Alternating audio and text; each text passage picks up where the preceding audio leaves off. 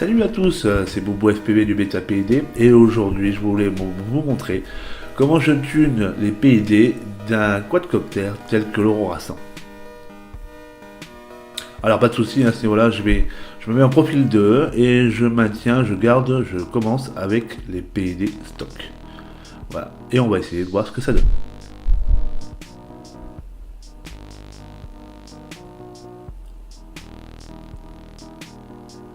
Alors la machine, on voit bien, assez traditionnelle. Elle fonctionne bien, le roulis est assez précis.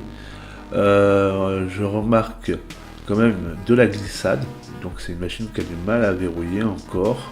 Autant au niveau du roll, parce que ça fait un peu l'effet de drift, voilà, on a des virages qui sont relativement larges. Le power loop est bien maintenu, donc le I et le D, surtout le I est pas trop mal réglé, hein, il est stock, donc la machine verrouille, pas de souci.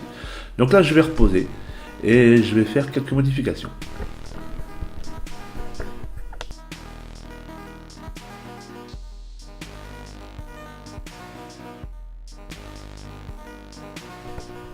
Cette fois-ci en premier je vais descendre le P du yaw, parce qu'en général sur ce genre de machine c'est l'axe qui vibre, c'est cet axe là qui vibre en premier, donc j'hésite pas à descendre à 55 au lieu de 70 hein, pour être sûr de ne pas avoir trop vite des vibrations.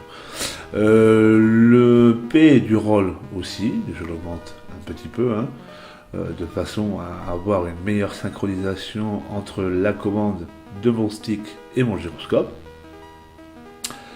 De là, une modification aussi du roll I, car il est beaucoup trop faible, hein. Stock, il faut au minimum mettre du 50 pour des machines telles que l'Aurora 100 et plus encore, surtout sur les petites machines telles que les Nano. Voilà. Le pitch P, je le descends un petit peu, mais pour être sûr aussi qu'il n'y ait pas trop de vibrations. Donc pour l'instant, hein, il n'y a pas lieu de paniquer, mais par sécurité, je préfère ça comme ça. Le pitch I, on n'y touche pas. Le pitch D en 35, on n'y touche pas. Par contre, voilà, j'ai redescendu un petit peu le D du roll pour être sûr. Cette fois-ci, la machine verrouille un peu plus, c'est-à-dire qu'elle glisse moins, il y a moins cet effet de drift. Les virages sont plus courts, mais par contre, on remarquera toujours ce petit rebond en fin. Donc significatif d'un manque de D, voilà. Et sur le power loop qu'on a vu, c'est pareil, hein. On voit que sur le pitch, il va falloir durcir un peu, baisser un peu la hauteur de caisse et durcir un peu les amortisseurs.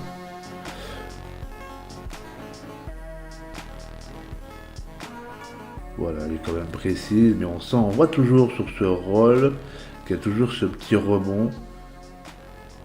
Pas méchant, voilà.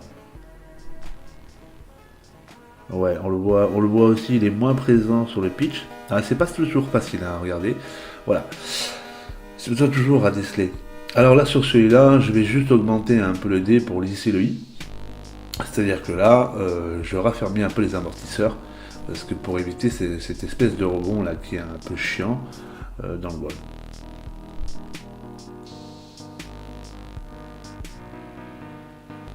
Ah, cette fois-ci c'est net.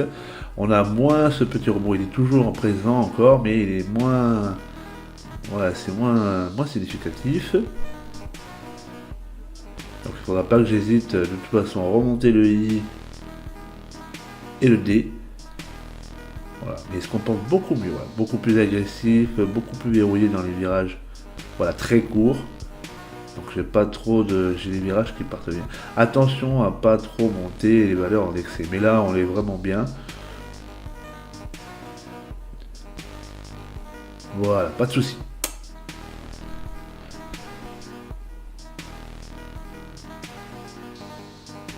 Cette fois-ci, le pitch I, voilà, je retouche un petit peu. Pareil pour le roll I. Alors lui, attention, hein, je vous le rappelle, c'est un peu comme la hauteur de caisse d'une bagnole, donc plus on va monter la valeur, plus on rabaisse la voiture.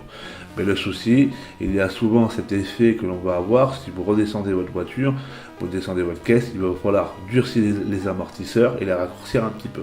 Donc ça, c'est les paramètres D qui vont vous permettre de raffermir tout ça et éviter d'avoir non seulement du propre wash, mais aussi des rebonds.